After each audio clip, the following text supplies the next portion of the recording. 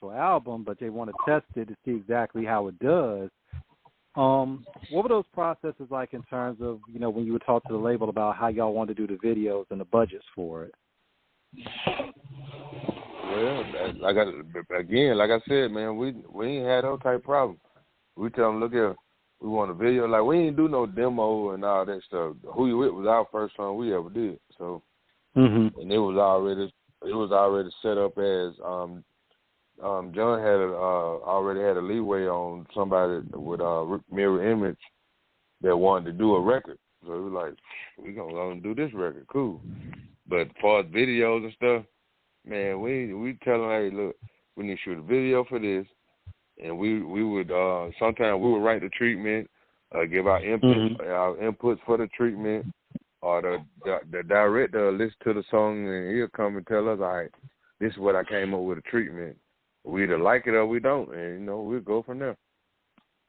But there was never any real issues in terms of any real problems. Everything was always smooth for the most part. No, we ain't had that. The only problem we had was the video with Ice Cube, the roll call video. We met with the director in L.A., and, we in the bar, and I'm going over the treatment. I'm like, hey, man, when the Eastside Boyz going to come into this? This all done. And he's like, oh. I said, if you listen to the thing, man, that's all of us. So he went back that night, because we were shooting the next day, for 2 days. He went back that night, redid it, and that's the video you see now.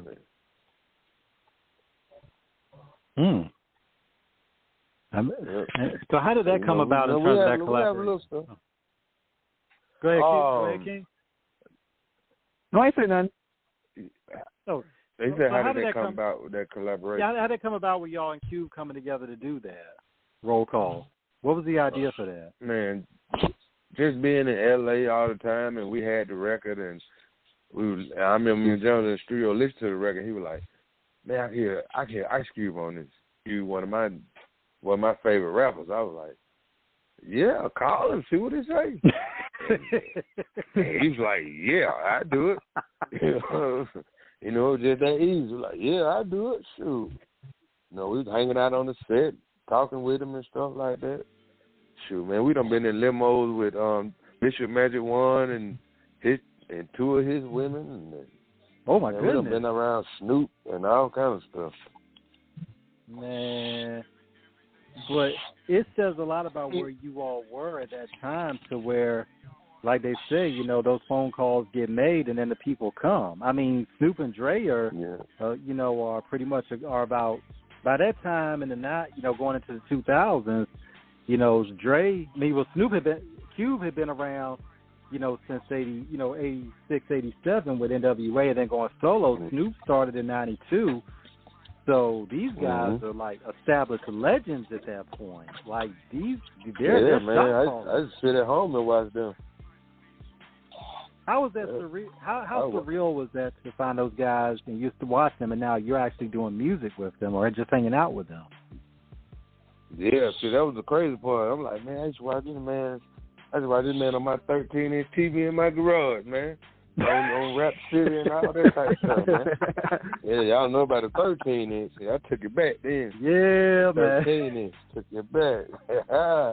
Yeah, man, and then to get to meet them in person and, like, man, like people that met us, be like, man, y'all cool, man. I was like, man, they cool, man. You know what's dope about you guys is you guys have a different... Day, and they'll be like, what's up? Go ahead.